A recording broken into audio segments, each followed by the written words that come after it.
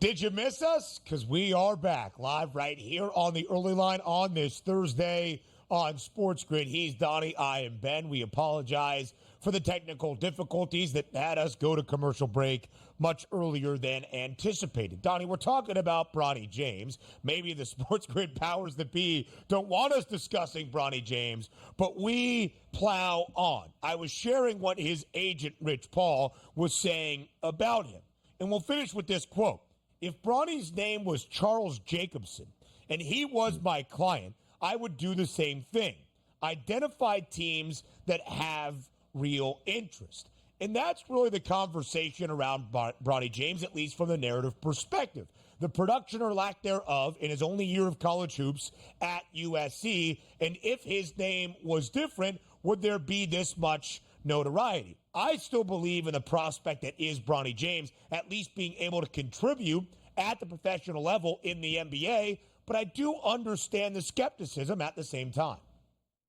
It's interesting because we'll never know, right? That's the always thing. There's always going to be a debate on, well, if he wasn't this guy, but if we're just being honest with ourselves, is Bronny James an NBA player? Technically, we don't know, but he's going to be drafted, but I guess you can say yes. But if it wasn't Bronny James, the level of hype coming out of high school wouldn't have been there for him at that point. Still a solid prospect, yes. But then you go and play 1 year of college basketball, and you're basically insignificant on your roster. And it's a team that does have some NBA prospects, but on the landscape, it's like, hey, man, he was on one of the best Kentucky teams we've ever seen. He only got limited minutes because they had 6 number 1 draft picks ahead of him, and they were unbeaten throughout the season. If he stayed in year number 2, he would shine. No, we're never going to know if Bronny stayed at year number 2 at USC, how good he actually will be because he's turning pro. But the one thing I think we can agree upon, the spotlight is there because of the name. If he did not have that name, I don't think Rich Paul would even be his client at this point because it wouldn't be worth it. Hey, I'm going to pick a guy up here for a second round and I'm going to try to force teams into giving him a guaranteed contract as opposed to a two-way contract. The only reason why we're talking about this is because Rich Paul is taking him on and it's LeBron James' son. So we can be honest with that equation. Will he turn out to be a great NBA player? We don't know. Will he turn out to even be an NBA player? We don't know yet. You're going to go through the process. Way better talented players than Bronny James have failed right away in the NBA. I'm not saying that's going to happen to him, but there's a lot of open-ended questions we need to ask. And you getting through those quotes there from Rich Paul,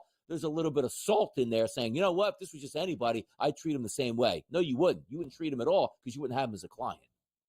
Probably the case, right? The notable attention that has been paid to Bronny James and the burden on this young man for having to carry that weight of the expectation for him to be judged at the level that his father is. And Bronny James has spoken himself throughout this pre-draft process in getting ready to take the next step to the NBA about people learning about Bronny, about people learning about his game, not just because of his name, but it's that catch-22, right? The vicious cycle of his name being the reason the eyeballs are there.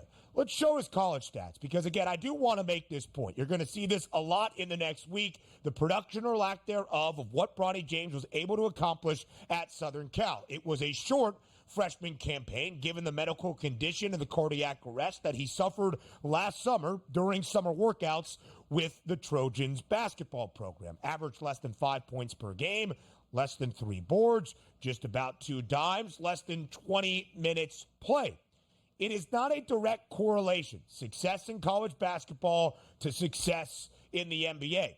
Often, the way things that have worked in the one-and-done era, the staples of college hoops, the guys in the running for first-team All-American or first-team All-Conference at the high major level, or the guys in the running for the National Player of the Year award, are not the ones that are being considered to go 1 overall in the top 5, even lottery selections. It is a different format. It is a different style and flow of the game in college as the game in the association. So just because Bronny James's stats were not great, the numbers alone, not just the name, the numbers alone were not great in college hoops, does not mean that he can't project to a successful NBA player. Is he going to be a multiple-time All-Star?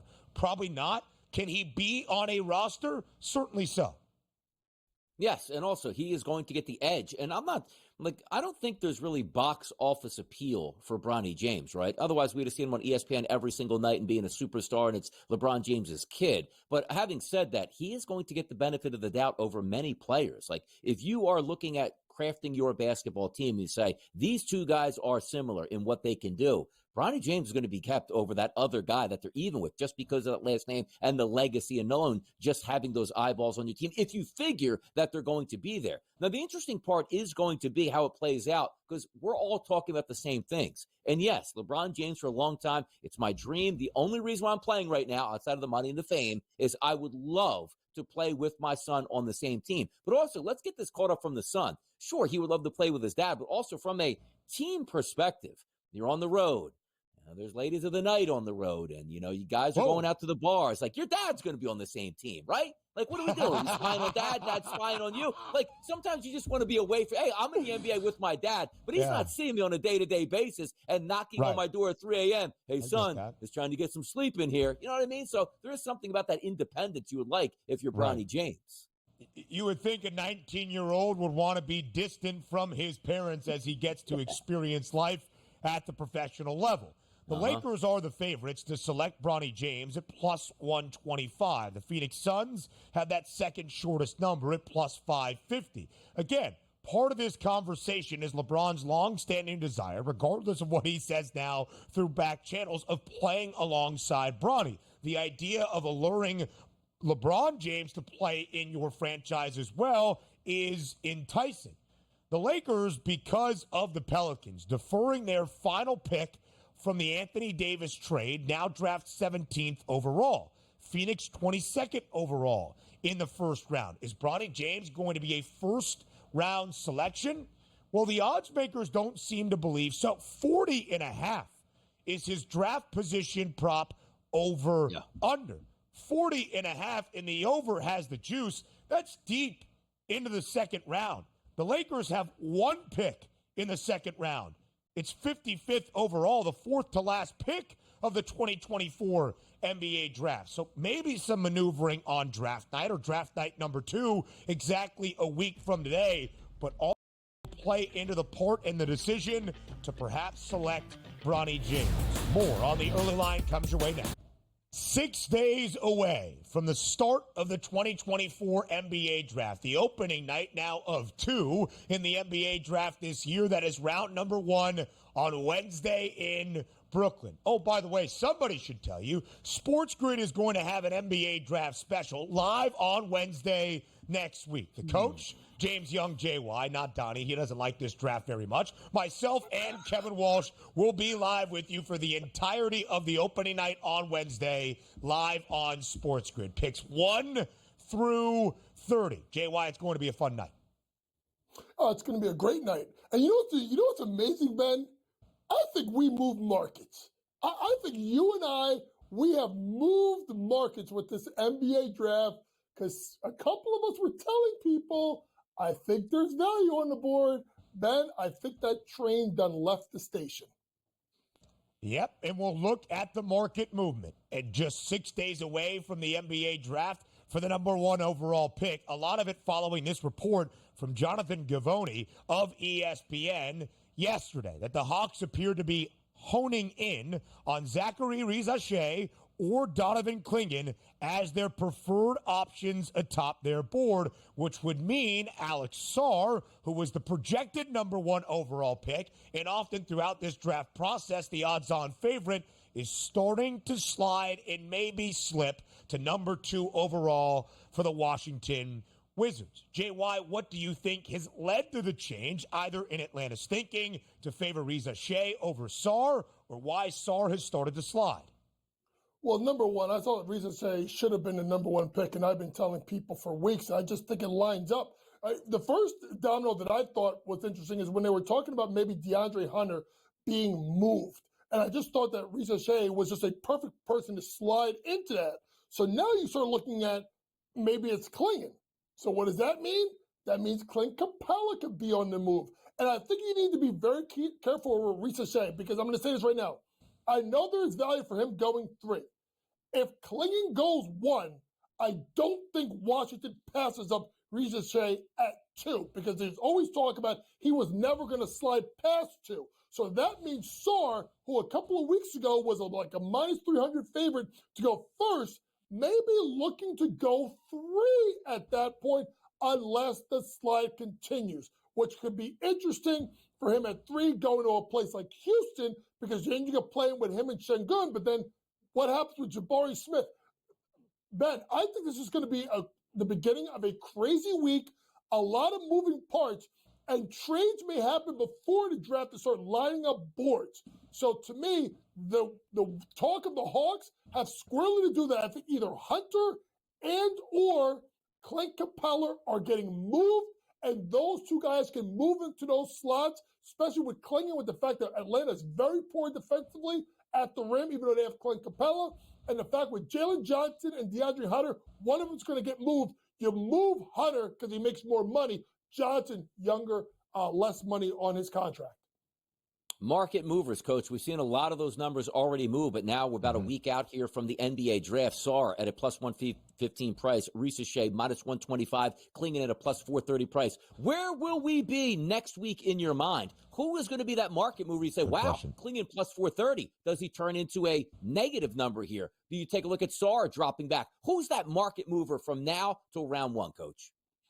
I think Risa Shea is going to probably get stronger and stronger in his movement into becoming a number 1 pick. I just think he is the one with that upside, with that offensive game that I think could translate to the next level, especially if you look at the fact that there could be another trade. Like Atlanta's just such an interesting situation because they're the ultimate middle team, right? They're a middle team that struck gold and they hit the lottery. So now they have to figure out, we just mentioned 2 scenarios. Well, there's still the third of a Trae Young versus a DeJounte Murray. Who of one of those 2 gets moved? So I think that is the guy that I'm looking at really as being the movement. I think he keeps moving in that negative direction as the number 1 pick.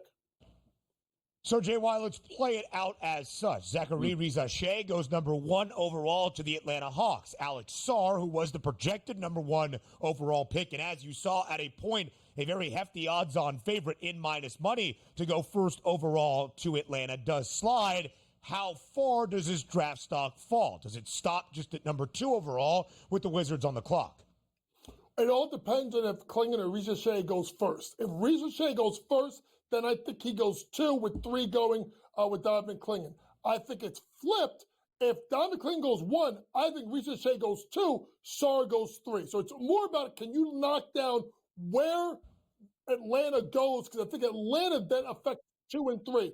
I think that's the top 3. I don't think that moves at all unless you get something wild like a Reed Shepherd at plus 125. But then you have someone like Van Vliet and Jalen Green. Does Jalen Green get moved? So there's so many moving parts, Ben, just not with those top 3. But all those teams may have corresponding moves to move someone to slide those guys into that spot. JY, a lot has been said over the past 24 hours out of a certain agent, Rich Paul, and where he thinks Bronny James should be able to go. Before we get into what team he should actually go to, do you agree with the handling of Bronny James here before the draft, with workouts, with information flowing back and forth? What's your take on this? I think it's for someone who has flaws in his game. I think it's incredibly smart. I think it's really smart because you don't get those guys in the building, and now you're sitting there saying you kind of don't know. And do you take a chance on LeBron? Now, of course, Rich Paul turned around and said there's no, correlation of LeBron and Bronny playing together. Okay, I'll believe it when I see it. But to me, it's a smart play. It's kind of similar to like what I said with not sending Bronny back to school. The more tape you get on Bronny, it could be bad for him. So better to have a couple of teams that are interested in him and then shut it down and make maybe someone else comes flying up the board to come get him.